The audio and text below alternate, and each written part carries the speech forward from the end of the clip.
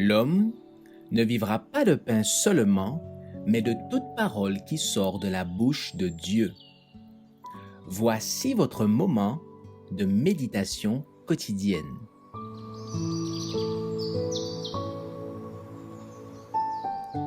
Maranatha. Le 20 juillet. Le peuple de Dieu face à l'épreuve. Plusieurs me diront ce jour-là, « Seigneur, Seigneur, n'avons-nous pas prophétisé en ton nom? N'avons-nous pas chassé les démons par ton nom? Et n'avons-nous pas fait beaucoup de miracles par ton nom ?»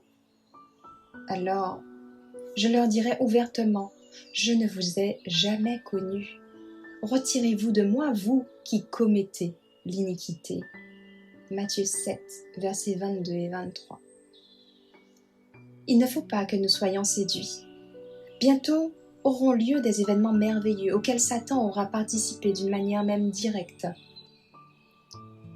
La parole de Dieu déclare que Satan fera des miracles. Il rendra des gens malades, subitement, puis retirera son pouvoir satanique, si bien qu'on les croira guéris. Les adventistes du 7e jour seront mis à l'épreuve par ces guérisons stimulées. Plusieurs de ceux qui ont reçu de grandes lumières cesseront de marcher dans la lumière pour n'être pas devenus un en Christ. Je vis notre peuple dans une grande angoisse, pleurant, priant, se réclamant des fidèles promesses de Dieu, tandis qu'autour de nous, les impies se moquaient et menaçaient de nous détruire.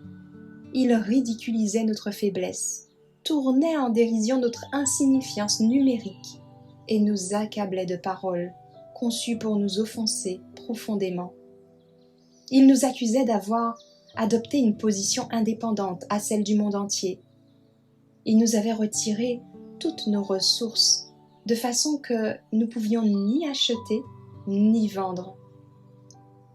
Et ils signalaient notre pauvreté abjecte et notre terrible condition. Ils ne parvenaient pas à comprendre comment nous pouvions vivre séparément du monde. Selon eux, nous dépendions du monde et devions adopter leurs coutumes, leurs pratiques et leurs lois, ou bien quitter le monde.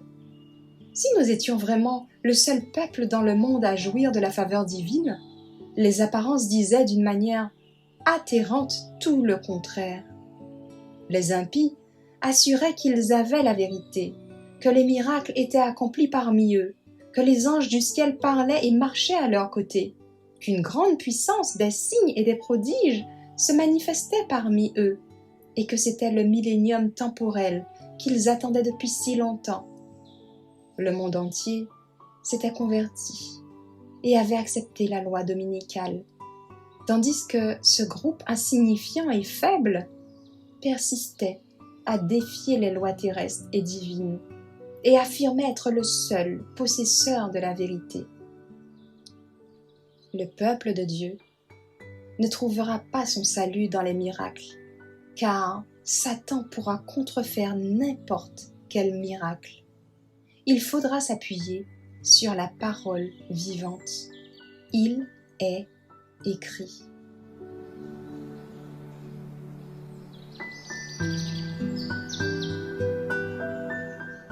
Merci d'avoir écouté cette présentation.